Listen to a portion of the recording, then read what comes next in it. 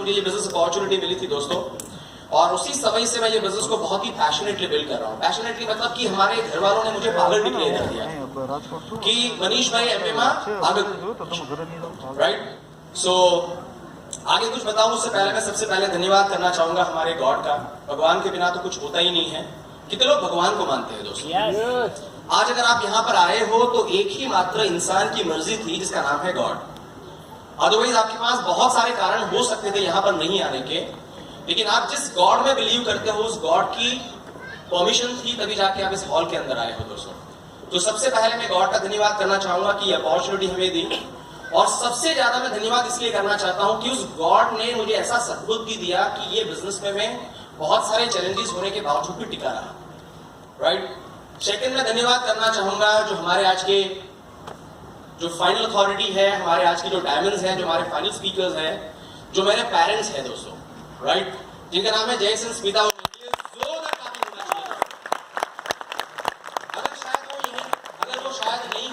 जिंदगी में तो शायद पता नहीं कि मैं कौन से कॉर्पोरेट कल्चर में होता दोस्तों।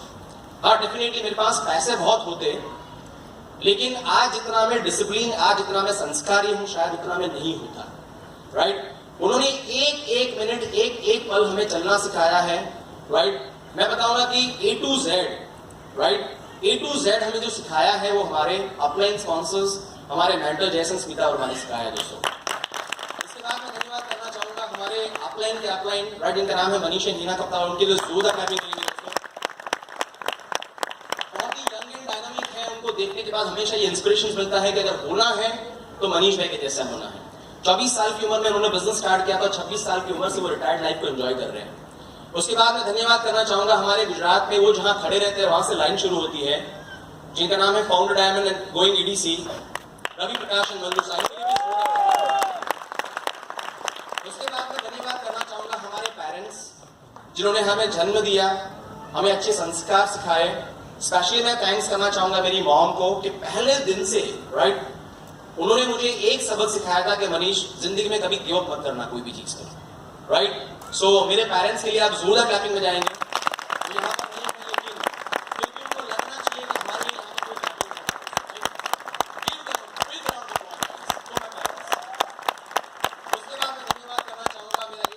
जो कि परसों ही उसका 12 साल कंप्लीट हुआ है, 13 साल मतलब स्टार्ट किया है, जिसका नाम है दिशार पटेल। जिन्होंने काफी सेक्रीफाइस किया है उनके पापा के साथ खेलने के टाइम पर, राइट। उनके पापा हमेशा कोई ना कोई फंक्शन में हुआ करते थे, कोई ना कोई सिटी में हुआ करते थे, क्योंकि मैं ऑलमोस्ट सैटरडे संडे ट्रैवल करता था दोस्तों, राइट।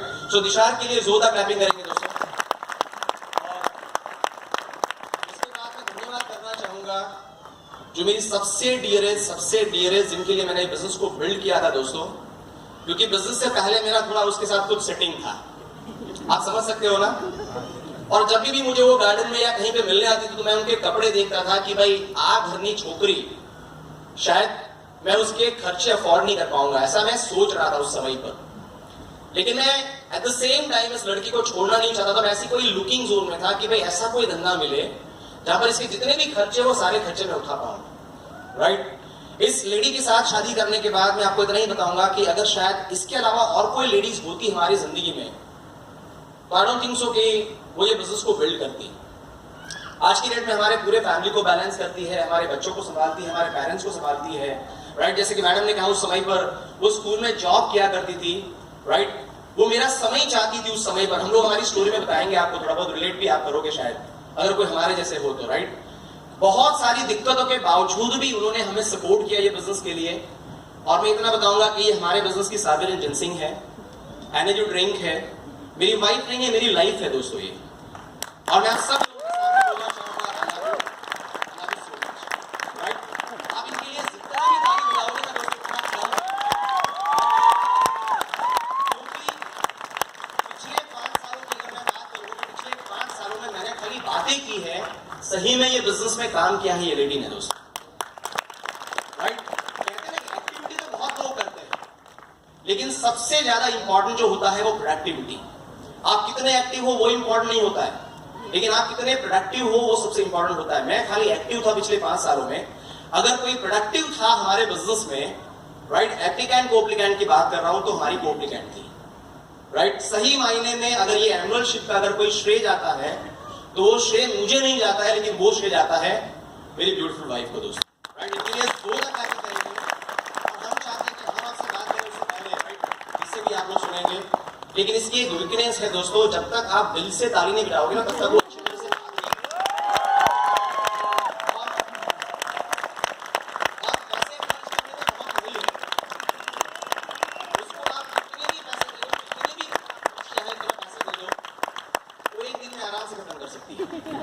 राइट? और मैंने डिसीजन लिया है कि मैं एमरल्ड से लेके फाउंडर क्राउन एम्बेसडर जाऊंगा। क्यों? क्योंकि मुझे मालूम है कि अगर फाउंडर क्राउन एम्बेसडर की इनकम ही अगर इसको दी जाए तो एक दिन में खत्म कर सकती है, right? So over to my beautiful wife, the big round of applause guys, come on, right?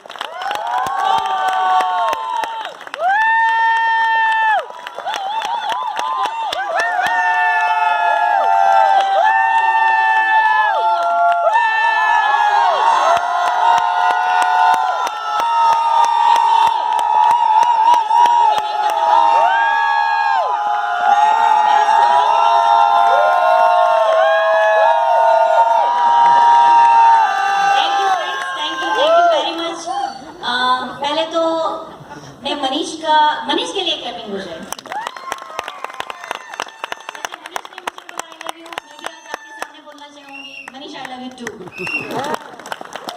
यही स्टेज है जहाँ एक हस्बैंड वाइफ एक दूसरे को सबके सामने बोल सकते हैं आई लव यू।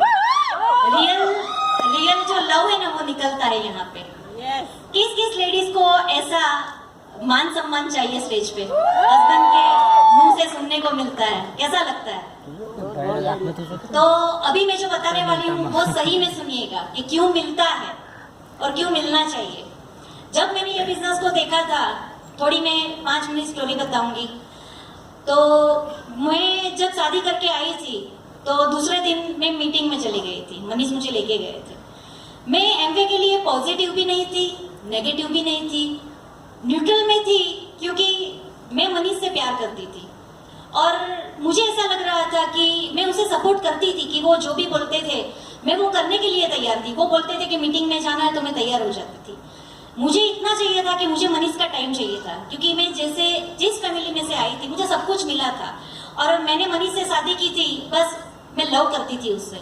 मैंने कुछ भी नहीं देखा था। मेरे फैमिली में से बोला गया था कि जिस घर में तू जा रही है वहां पे कुछ नहीं है, तुझे स्ट्रगल करना पड़ेगा।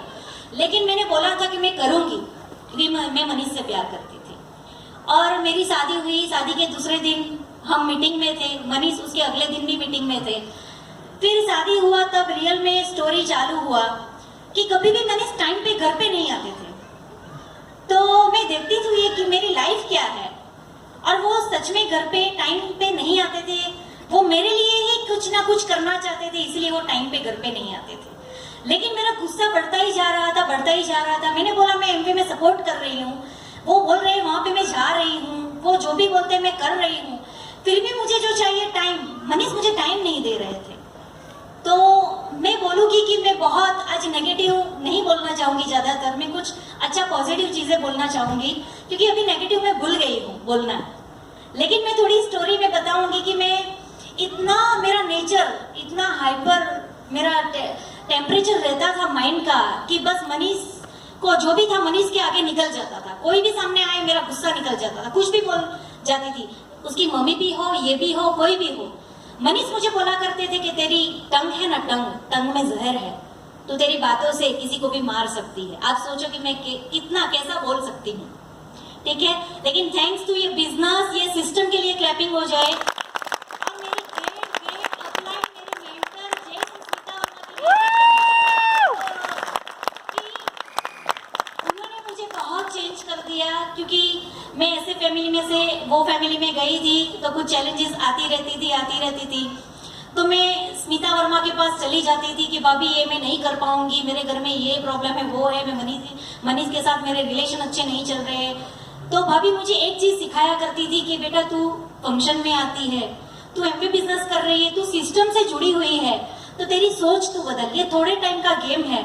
अगर तूने अपनी सोच बदल ली कि मनीष तेरे लिए ही ये सब कर रहा है, तू सोच। एक बार उन्होंने मुझे बताया था कि तू घर में रहती है, तुझे भूख लगती है, तू खा लेती है, लेकिन वो तेरे लिए ही बाहर जाता है, तेरे लिए काम करता है, तेरे लिए पैसा कमा रहा है, उसे भूख लगती है तो वो खाना नहीं खाता है, किसके लिए कर रहा? तब मेरी आंख खुल गई कि ये मेरे लिए ही तो कर रहा है, तो क्यों गुस्सा कर रही हूं मैं? मेरे फ्यूचर के लिए ये कर रहा है। तब मैं मीता भाभी से एक चीज सीख गई हूं कि थोड़े समय की गेम है, मुझे खत्म करना है इसको, और मैं उसके साथ लग गई। और मैं थैंक्स करना चाहूंगी मनीष का, कि मनीष ने मुझे लाइफ में बहुत कुछ सिखाया है, बहुत कुछ। यानी मेरे घर में ऐसी लड़की मुझे बना दी गई थी, मेरे पापा मम्मी मुझे अच्छे संस्कार दिए हैं, लेकिन मुझे कभी अकेले घर के बाहर नहीं निकलने दिया। नहीं, तुझे कुछ हो गया तो तू ये नहीं कर सकती, वो नहीं कर सकती, तो मुझे बाहर नहीं निकलने दिया। लेकिन मनीष ने और स्मिता भाभी ने ऑलवेज मुझे बाहर निकाला कि तू ये कर सकती है, तू ये कर सकती है। પેલું ગુજરાતીમાં કહેવાય ને, આપણા બાળકને આપણે જ પોષીએ ને તો બાળક આગળ જ નથી વધતું। मनीष ने कभी मुझे ऐसे पोसा नहीं, नहीं तू ये कर सकती है, तू ये कर सकती है, तू बाहर निकल सकती है। और मैं बाहर निकली और मैंने करके दिखाया और आज आपके सामने हूँ। तो मनीष के लिए क्लैपिंग हो जाए। उसने बहुत मेहनत की है, बहुत मेहनत की है। वो दिवाली आती है ना तो नया साल होता है, पैसे नहीं थे, लेकिन कभी भी उसने जताया नहीं है कि पैसे नहीं है। उसने बोला कि तू नए कपड़े ही पहनेगी आज।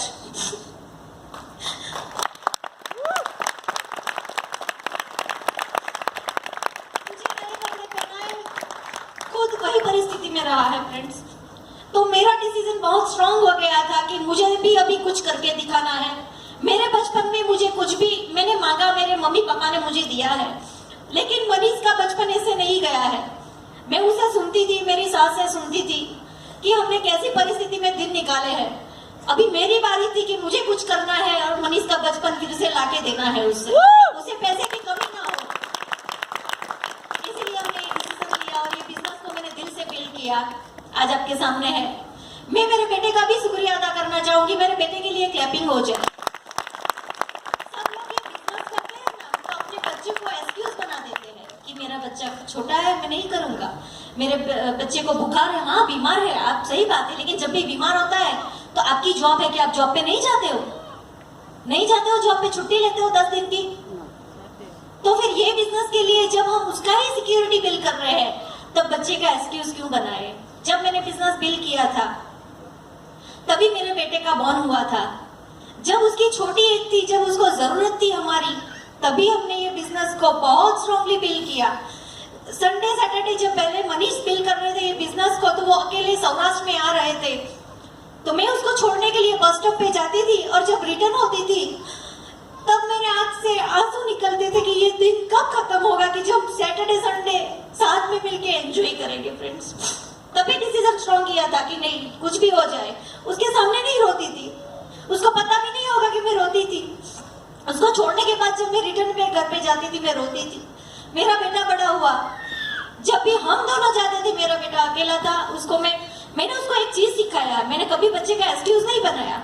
मेरे घर में मेरी सास है, मेरी जेठानी है, मैंने एक चीज मेरे बेटे को सिखाई है कि मेरी सास भी तेरी मम्मी है और मेरी जेठानी भी तेरी मम्मी है। मैंने तीन यानी मैं, मेरी सास और मेरी जेठानी, तीनों को मैंने मम्मी ही बुलवाया। उसको पता ही नहीं चलने दिया कि ये तेरी बड़ी मम्मी है और ये तेरी दादी है, उसको भी मम्मी ही बुलवाया। खाना चाहिए, मम्मी के पास जा, सोना है, मम्मी के पास सोना है। मैंने एक ही चीज ठान लिया था कि ये बिजनेस मनीष का बचपन जैसे गुजरा है, मेरे बेटे का वैसे नहीं गुजरना चाहिए। अभी 2 जून को उसकी बर्थडे थी, ऐसा यानी कि बहुत साल के ये बिजनेस बिल किया था। ऐसी सिचुएशन भी आती थी कि जब मेरे बेटे का बर्थडे होता था ना, हम उसके पास नहीं थे, हम सौराष्ट्र में होते थे, लेकिन मुझे पता था कि वो छोटा है, कुछ भी चीज मांगेगा, छोटा है तो छोटी चीज मांगेगा, 1000 2000 की चीज मांगेगा तो मैं उसे दे सकती हूँ। लेकिन आज मैंने अगर उसकी बर्थडे के दिन मैंने ये तय कर लिया कि आज उसकी बर्थडे में कहीं नहीं जाऊंगी, लेकिन बड़ा होके अगर उसने कुछ बड़ी चीज मांग ली तो मैं शायद उसके लिए कैपेबल नहीं होगी। और इसी टाइम मैंने डिसीजन लिया था कि आज उसकी बर्थडे सेलिब्रेट नहीं करेंगे, लेकिन बड़ा होके अगर उसने मर्सिडीज मांगी ना तो ये बिजनेस में करके उसको मर्सिडीज दे।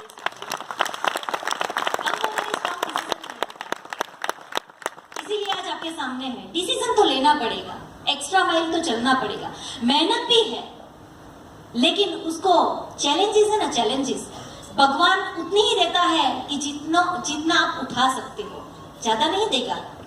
आप यहाँ पे हर एक आदमी बैठे हैं, बोलना चाहूंगी कि एक पेपर पे अपना चैलेंजेस लिख लो और यहाँ पे रख दो, फिर मैं बोलूंगी यहाँ से स्टार्ट करो, एक एक आदमी वो पेपर उठा के जाओ और खोलो। आप वो पेपर उठा के अगर चैलेंजेस देखोगे ना, तो आपको पता चलेगा कि मेरी वाली अच्छी थी। तो भगवान ने आपको चैलेंजेस जो दी है ना, वो आपके अनुसार ही दी है, आप उसको लेके रोया मत करो। ऐसे बिजनेस आता है ना, तभी हम रोते हैं कि ये नहीं कर सकते, निकल नहीं सकते, मेरा बेटा छोटा है, ये हो गया वो हो गया। क्यों? ये बिजनेस आपके सपने पूरे करने की अपॉर्चुनिटी देता है, इसीलिए क्या थैंक्स टू आपके अपलाइन को थैंक्स करो, भगवान को थैंक्स बोलो कि आप राइट बिजनेस में हो, कि आप अपने फ्यूचर बना रहे हो, अपने बच्चे का फ्यूचर बना रहे हो। આજે જેના બાપ દાદાની જમીન હોય છે ને, તમને ખબર છે ને, તમે એ બાપ દાદાનું નામ કેવી રીતે લો છો? કેટલા માનથી લો છો કે નથી લેતા? नहीं लेते हो क्या? Yes. तो एक बात सोच लेना कि अगर आपके पास जमीन जायदाद नहीं है तो ये बिजनेस कर लेना, ताकि आपके बेटे बड़े होके ना बोले कि हमारा बाप दादा कोई जमीन छोड़ीने नहीं गया। आज ही एक डिसीजन लेके जाना और ये बिजनेस को बिल कर देना और थोड़ी जायदाद रख के जाना आपके बेटे के लिए, वरना आपका बेटा बोलेगा कि पापा आपने एमबी बिजनेस नहीं किया था क्या, देखा नहीं था? हमारे बेटे के मुंह से हम ये नहीं सुनना चाहते, इसीलिए बिजनेस को बिल कर रहे हैं। और कोई भी चैलेंजेस आई, हमने चैलेंजेस पे फोकस ही नहीं किया। बहुत तकलीफ आई, बहुत तकलीफ आई, पैसे भी नहीं थे, कॉम्प्रोमाइज किया है, अभी भी थोड़ा कर रहे हैं, लेकिन अभी एमरल्ड बन गए हैं। अभी एमरल्ड पे बहुत सारे पैसे हैं, डायमंड बनने वाले हैं, डायमंड में बहुत सारे पैसे हैं। हमने कभी भी हम बोलेंगे ना कि हम 9% है ना, 1.5 साल रहे थे, 9% पे से हम 12 पे गए थे ना, तो आज एमरल्ड की खुशी है ना, उससे डबल ट्रिपल खुश थे हम जब 9 पे से 12 पे गए थे। क्या आप इतने खुश हो अभी? Yes. ठीक है, तो आपको तकलीफ नहीं दिखनी चाहिए। अगर आपका गोल क्लियर है, आप देखो कि डायमंड कैसी लाइफस्टाइल एंजॉय कर रहे हैं, आपका फ्यूचर देखो कि आपका फ्यूचर क्या होने वाला है, तकलीफें मत देखिए। हमने कभी भी तकलीफ नहीं देखी, हमने हमारा फ्यूचर, हमारे अपलाइन डायमंड का हमने उसका भविष्य देख लिया, हमने देख लिया कि मेरा भविष्य ऐसा होने वाला है। और हमने एक डिसीजन लिया था कि 40 साल की एज हो जाएगी ना, बाद में लाइफ को एंजॉय करना है, पूरी जिंदगी बिल्कुल ना बैतरू नहीं करवो, इसीलिए बिजनेस को बिल किया है।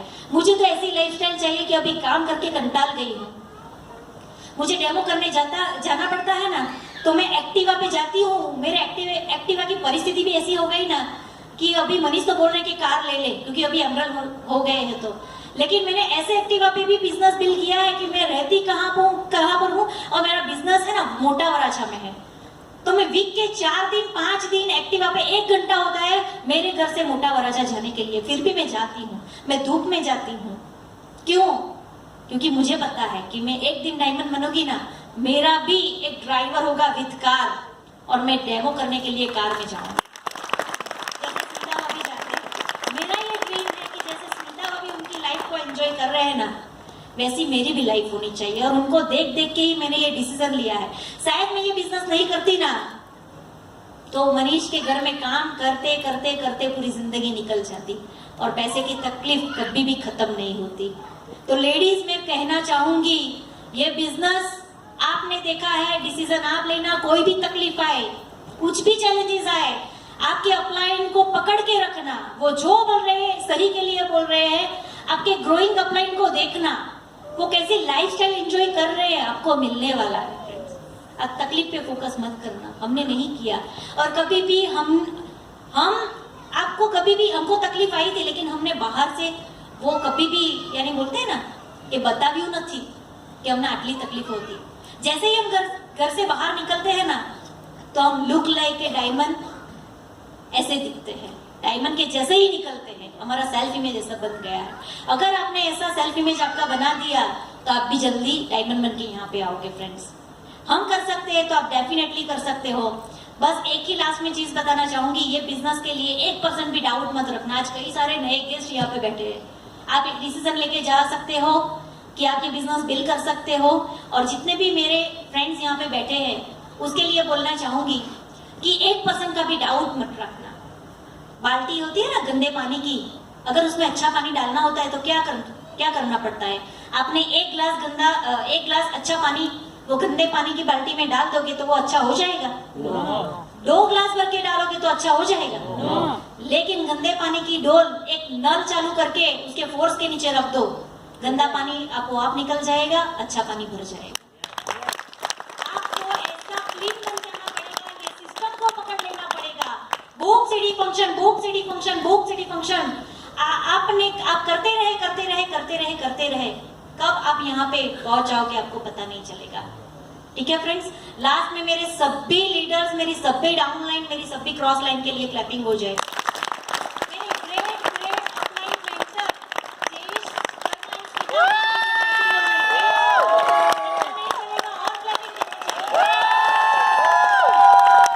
लास्ट में मनीष के लिए मैं बोलना चाहूंगी, आज जो भी हूँ ना वो मनीष की वजह से यहाँ पे मैं खड़ी हूँ, तो मनीष के लिए क्लैपिंग हो।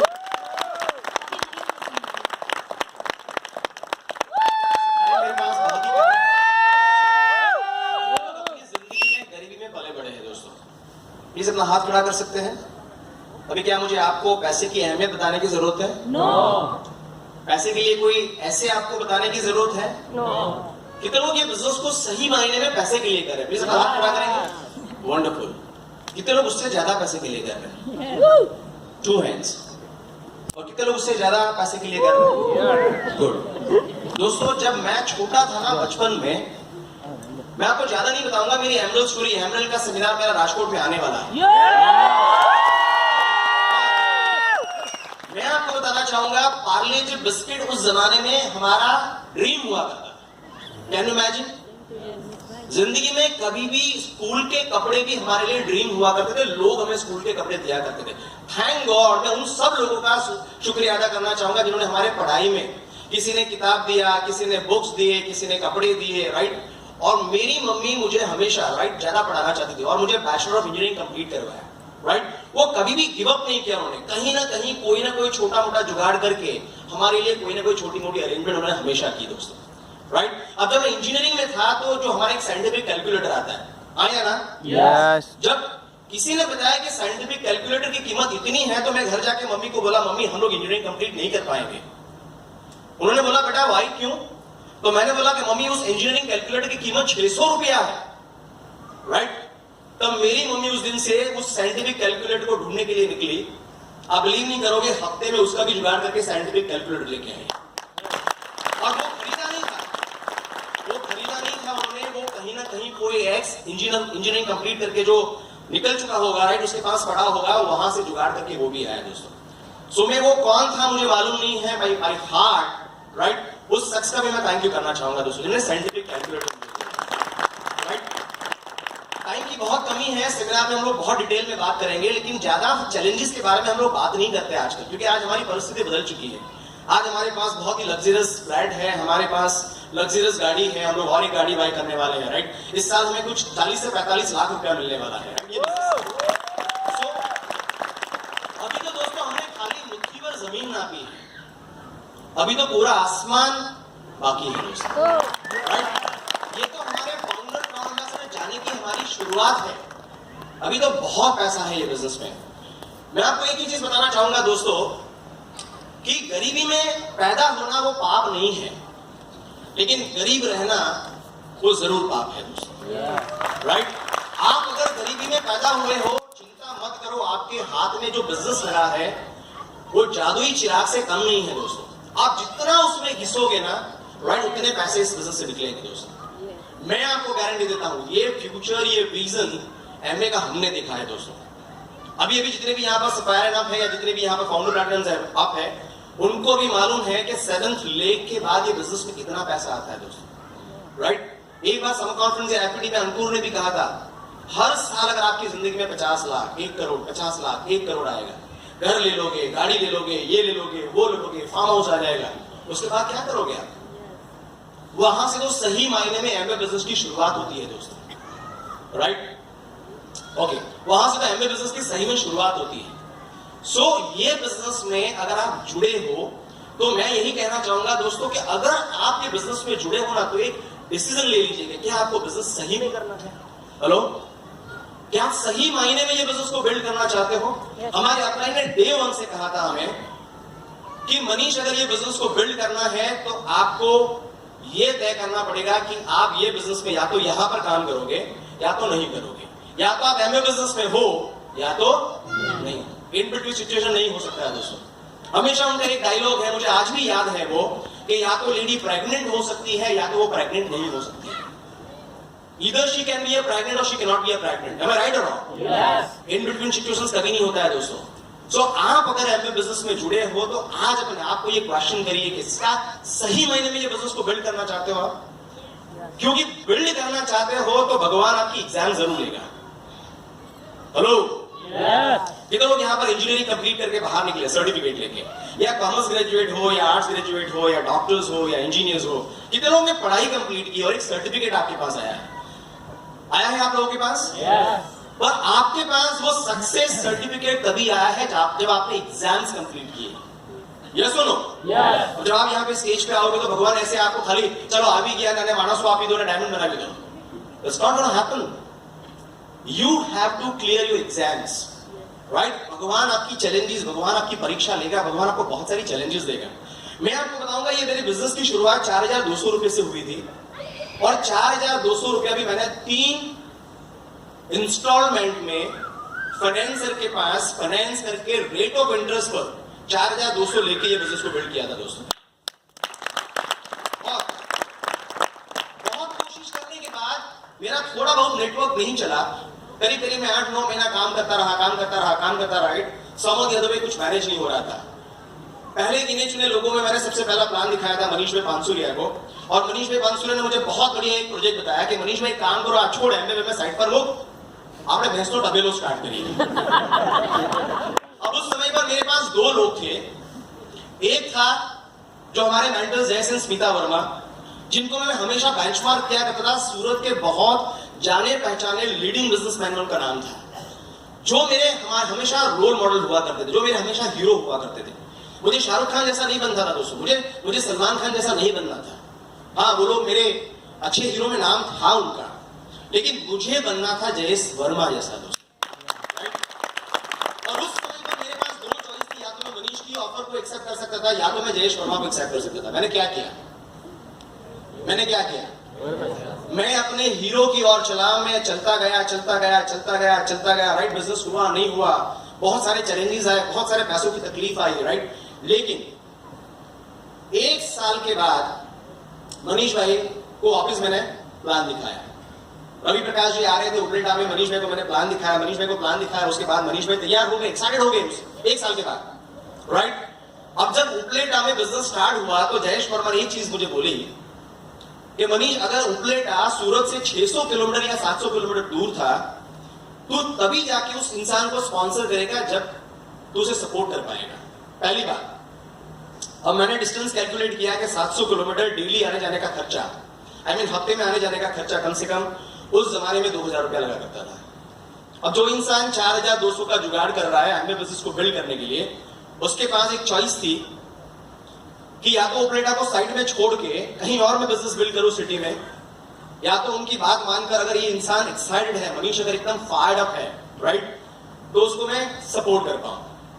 और आप बिलीव नहीं करोगे, मनीष और अतुल दोनों बहुत ही क्लोज फ्रेंड थे, मेरे भी फ्रेंड थे, और अतुल ने मुझे ब्लंटली बोला था कि मैं ये बिजनेस को बिल्ड नहीं करूंगा। क्यों? क्योंकि ये बिजनेस में लोग जोड़ते तो हैं लेकिन सपोर्ट नहीं करते। अब ये बात मेरे यहां चली गई थी कि मुझे चैलेंज किया कि लोग सपोर्ट नहीं करते हैं। मैंने बोला आप लोग हमारी सपोर्ट को लेते हुए थक जाओगे, लेकिन ये मनीष पटेल कभी नहीं थकेगा। जयेश वर्मा को मैंने बोला सर मैं जाऊंगा, और आप बिलीव नहीं करोगे, उस पूरे 52 हफ्ते रजवाड़ी ट्रैवल्स हर फ्राइडे नाइट को मेरा टिकट वहां पर बुक था, ओपन बुक। मैंने उनको बोला था कोई भी सीजन हो, ये 13 नंबर का सीट मनीष पटेल का रहेगा। 52 weeks constant ongoing each and every week, right? और मैं जाता रहा। आप बिलीव नहीं करोगे, वहां जाने के बाद कभी कभी ये होता था कि वो दोनों भाग जाते थे। सपोर्ट की जो बात कर रहे थे वो सपोर्ट लेने वाले बंदे गायब। और मैं वहां पर विरोध डाइनिंग हॉल में खाना खाता था, कैसे कैसे जुगाड़ करके पैसे उधार लेके इंटरेस्ट पे लेके मैं जाता था, राइट, और वहां पर लोग गायब। पर मैंने जाना नहीं छोड़ा। कहने का मतलब ये है, बिजनेस आप अगर स्टार्ट करते हो तो मैसेज ये है कि कभी भी आपको गिव अप नहीं करना है। कोई बंदा आए बिजनेस में या नहीं आए, सपोर्ट लेने वाला बंदा गायब हो जाए, no problem, keep on going there, keep on going there, keep on going there, right. एक दिन उनको तो शर्म आएगी ना कि ये बंदा 600 किलोमीटर दूर से आया है, राइट। उनको शर्म आने लगी और शर्म करते करते बिजनेस को बिल्ड करते गए। आज वो फाउंडर सप्लायर है, एक फाउंडर सप्लायर है, एक सप्लायर है, गोइंग एमरल्ड दिस ईयर। और दोनों बंदे इसी साल उसी फिस्कल ईयर में एमरल्ड क्वालिफिकेशन स्टार्ट कर रहे हैं। अब आप देखिए भगवान की कितनी मेहरबानी थी मेरे ऊपर। बिजनेस बिल्ड करता गया तो सेकंड टाइम ऐसा हुआ कि हमारा जो मेन लेग, सेकंड लेग जो था, धीरे धीरे इतना खास नहीं चल रहा था, लेकिन उसका टेप रूट चला गया जूनागढ़। अब जूनागढ़ वाला बंदा फायर्ड अप, सूरत वाले कोई फायर्ड अप नहीं। Again 700 kilometre. मैंने भगवान को देखा कि हे भगवान, तू सारे के सारे डायमंड 700 किलोमीटर दूर ही देगा क्या? ऊपर से आवाज आई, yes yes yes yes yes. मैंने बोला कोई बात नहीं। मैं उपलेट आता था, जूनागढ़ जाता था, उपलेट आता था, जूनागढ़ जाता था, उपलेट आता था, जूनागढ़ जाता था। अब आप देख सकते हो कि जूनागढ़ जिस बंदे के लिए मैं काम कर रहा था, राइट, वो बंदा आज एमरल्ड डायरेक्टर, ब्रांड